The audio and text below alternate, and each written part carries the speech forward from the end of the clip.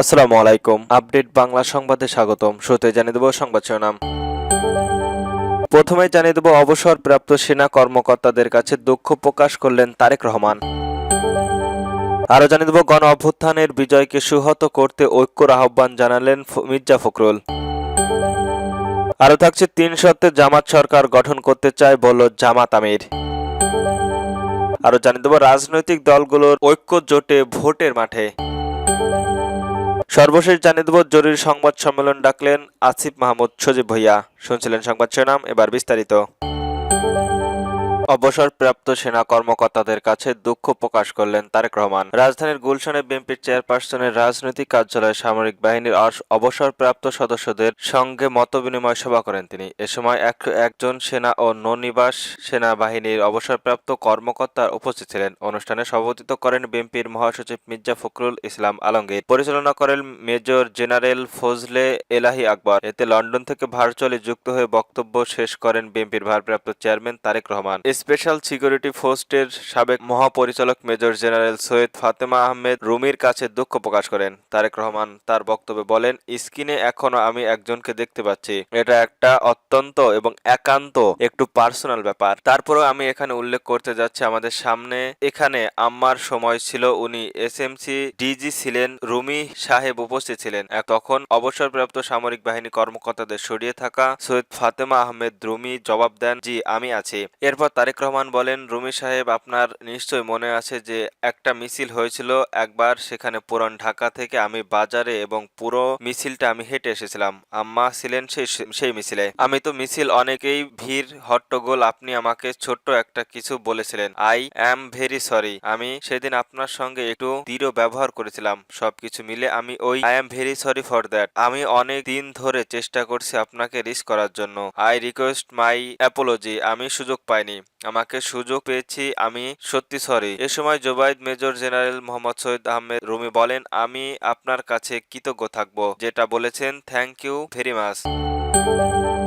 গণ অভ্যুত্থানের বিজয়কে সুহত করতে ঐক্যর আহ্বান জানালেন মির্জা ফখরুল। গণ অভ্যুত্থানের বিজয়কে সুহত করার আহ্বান জানিয়েছেন বিএনপির মহাসচিব মির্জা ফখরুল ইসলাম আলমগীর। জাতীয় প্রেস ক্লাবের অধ্যাপক ডক্টর মোহাম্মদ উল্লাহ ও তার স্ত্রী সালেহার আলোর পরিণীত গ্রন্থসমূহ মোড়ক উন্মোচনের অনুষ্ঠানে এই আহ্বান জানান তিনি। মির্জা ফখরুল বলেন, মতপার্থক্য থাকলেও ২৪-এর গণ অভ্যুত্থানের ত্যাগ যাতে বৃথা না যায়, সেজন্য সবাইকে ঐক্যবদ্ধ থাকতে হবে। তিনি আরো বলেন, রাজনৈতিক দলের মধ্যে মতপার্থক্য স্বাভাবিক, তবে তা যেন গ্রহণ এবং অভ্যুত্থানকে ব্যর্থ না করে এ বিষয়ে সতর্ক থাকতে হবে। গণ অভ্যুত্থানের অর্জিত বিজয়কে সুহত করতে হবে। মির্জা ফখরুল অধ্যাপক ডক্টর মোহাম্মদ উল্লাহকে দেশের রাজনৈতিক এবং সামাজিক বাস্তবতার এক অসাধারণ ব্যক্তি ও দূরদর্শী চিন্তাবিদ হিসেবে বর্ণনা করে তার প্রতি গভীর শ্রদ্ধা জানান। বলেন, ডক্টর মাহবুবুল্লাহ কেবল একজন শিক্ষক ছিলেন না, তিনি ছিলেন নাগরিক অধিকার, ভোট অধিকারের প্রতিষ্ঠা এবং ন্যায্য ভিত্তিকের অর্থনৈতিক কাঠামো গড়ার লড়াই এক আপোষহীন সংগ্রামী যোদ্ধা। বক্তৃতায় বিএনপির মহাসচিব মির্জা ফখরুল ইসলাম আলমগীর অধ্যাপক মাহবুব উল্লাহকে ছোট মেয়ের জন্মদিনের শুভকামনা জানান। পাশাপাশি উপমহাদেশের নারী জাগরণের অগ্রদূতে বেগম রোকেয়ার জন্মবার্ষিকীর উপলক্ষে তার প্রতি শ্রদ্ধা জানান মির্জা ফখরুল। কবি আব্দুল হাই শিকদার সঞ্চালনার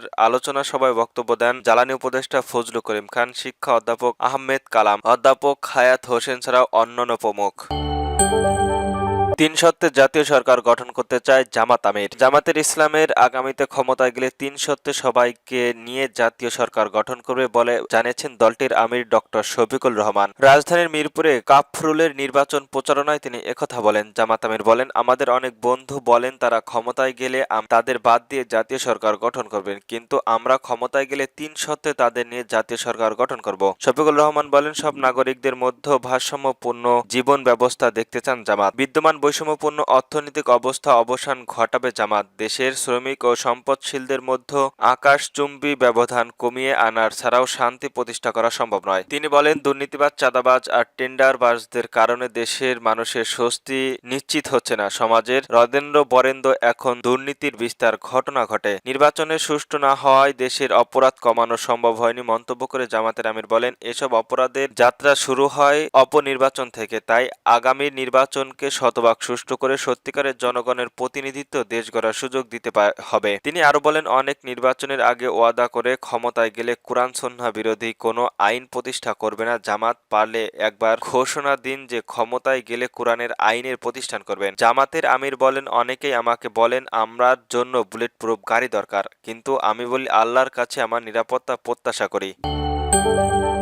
রাজনৈতিক দলগুলো ভোটের মাঠে। জাতীয় সংসদ নির্বাচনকে সামনে রেখে প্রস্তুত দেশের রাজনৈতিক দলগুলো গণযোগাযোগের পাশাপাশি জোট ও আসন সমঝোতায় ধীরে ধীরে দৃশ্যমান হচ্ছে। ইতিমধ্যে ৩ জোট গঠন হচ্ছে। বিএনপি, জামাত ইসলাম, এনসিপি। বেশিরভাগ দলের প্রার্থীরা এখন নিজ এলাকায় ব্যস্ত সময় পাস করছেন। তারা ভোটারদের দিচ্ছে নানা প্রতিশ্রুতি। সব মিলিয়ে তসলিপের আগেই ভোটারদের মাঠে এক ধরনের উৎসব বিরাজ করছে। এদিকে ভোটকে কেন্দ্র করে রাজনৈতিক অঙ্গনের দলগুলো দৌড়ঝাঁপ বাড়ছে। গঠিত হচ্ছে নতুন নতুন রাজনৈতিক জোট। এরই মধ্যে ৯ বাম দল গঠিত হয়েছে। গণতান্ত্রিক যুক্তফ্রন্ট, জাপা ও জেপির নেতৃত্বে আসছে নতুন জোটের গণতান্ত্রিক ফ্রন্ট। তবে আলোচনায় এনসিপির এবি পার্টি ও রাষ্ট্র সংস্কার আন্দোলন দিয়ে গঠিত নতুন গণতান্ত্রিক সংস্কার জোট। জামাতের ইসলামী সহ ৮টি ইসলামী দল আসন সমঝোতার বিষয়ে আলোচনা শুরু করেছে। অন্যদিকে বিএনপির নেতৃত্ব জোট গঠনের তৎপরতা চলছে। জাতীয় নির্বাচনকে কেন্দ্র করে মাঠের এইসব কর্মকাণ্ডে তসলিপের আগেই পুরো জোটের আমেজ তৈরি করেছে। রাজনৈতিক দলগুলোর শীর্ষ নেতারা দীর্ঘদিন ধরে ১৫ বছরে দেশে সুষ্ঠু ভোট হয়নি, সেই কারণে ভোটের জন্য মানুষ মুখিয়ে রয়েছে। এখন জনগণ তসলিপের অপেক্ষায় রয়েছে। তবে কিছু চ্যালেঞ্জের কথা জানান নেতারা। তারা বলেন, ভোটে সুষ্ঠু পরিবেশ নিশ্চিত করতে হবে নির্বাচন কমিশনারকে। সব দলকে ভোটের মাঠে সমান সুযোগ দিতে হবে। জানতে চাইলে বিএনপির স্থায়ী কমিটির সদস্য আমির খসরু মোহাম্মদ চৌধুরী বলেন, দেশের মানুষ ভোট দিয়ে তাদের প্রতিনিধি নির্বাচনের জন্য অপেক্ষা করছে। বিএনপির প্রার্থীরাও গণসংযোগ করেছেন। দেশে এখন উৎসবমুখর পরিবেশ বিরাজ করছে। জামাত ইসলামী ও সহকারী সেক্রেটারি জেনারেল অ্যাডভোকেট এহসান মাহবুব জুবায়েদ বলেন, নির্বাচনের জন্য আমরা ১ বছর থেকে প্রস্তুতি নিচ্ছি। ২৪শে ৫ই আগস্টের পর থেকেই পর্যায়ক্রমে ৩০০ আসনে প্রাথমিকভাবে প্রার্থী বাছাই করে মাঠের কাজ করার জন্য বলছি। অনুযায়ী প্রার্থীরা কাজ করছেন। এখন সময় খুব কম। এ সময় আবার আন্দোলনরত আমরা ৮টা দল রয়েছে যারা প্রার্থী বাছাইয়ের দিকে যাচ্ছে। শীর্ষ নেতারা বসে প্রার্থী চূড়ান্ত করবেন। সব মিলে আমরা প্রস্তুত। শিডিউল ঘোষণার পরে তাৎক্ষণিকভাবে সব প্রস্তুত নেব। গণতন্ত্রের শীর্ষ নেতারা নাগরিক ঐক্যের সভাপতি মাহমুদ রহমান মান্না বলে, নির্বাচন সঠিক সময়ে অনুষ্ঠিত হবে, কারণ দেশের মানুষ নির্বাচন চায়, তারা ভোট দিতে চায়। নির্বাচন সমঝোতার সম্ভাবনা নিয়েই তিনি বলেন, গত ১৫ই নভেম্বর এবং ১৫ বছরের আন্দোলনের বিএনপি সহ অন্যান্য দল আমাদের সঙ্গে ছিল। আলাপ আলোচনা ব্যাহত হয়, তবে এখনো কারো সঙ্গে নির্বাচনী সমঝোতা হয়নি। আমরা এককভাবে কিছু করতে চাই না।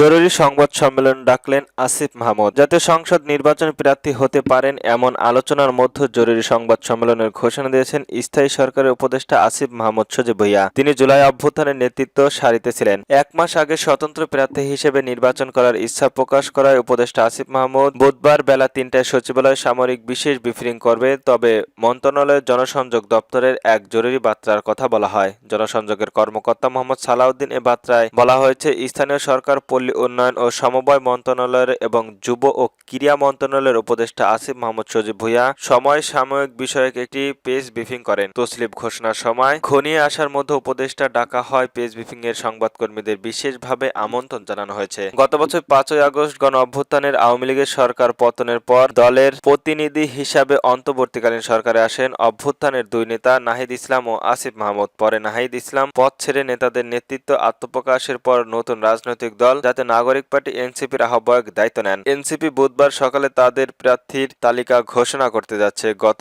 ৯ নভেম্বর স্থানীয় সরকার উপদেষ্টা আসিফ মাহমুদ সজীব ভুঁইয়া জানিয়েছেন, ঢাকায় কোনো একটি আসন থেকে স্বতন্ত্র প্রার্থী হিসেবে আমি আগামী জাতীয় সংসদ নির্বাচন লড়তে চাই। সেদিন তিনি ভোটার এলাকায় হস্তান্তরের আবেদন সরাতে ঢাকার ধানমন্ডি থানা নির্বাচন কার্যালয়ে যান। বৈষম্যবিরোধী ছাত্র আন্দোলনের সাবেক আহ্বায়ক আসিফ মাহমুদ সজীব ভুঁইয়া কুমিল্লায় ৩ আসনে ভোটার ছিলেন। ঢাকা ১০ আসন থেকে নির্বাচন করবেন কিনা এমন প্রশ্নের জবাবে তিনি বলেন, কোন আসন থেকে নির্বাচন করব তা চূড়ান্ত করা হয়নি। তিনি আরো বলেন, আমরা সরকার থেকে পদত্যাগ করার পর পরিকল্পনা রয়েছে এই ধানমন্ডি এলাকায়। সেখান থেকে থাকবো যেখানে ভোটার হবে। নির্বাচন করার জন্য আপনি কোথায় ভোটার হইলেন সেটা গুরুত্বপূর্ণ না। আপনি দেশের নাগরিক বা ভোটার হলেই যথেষ্ট।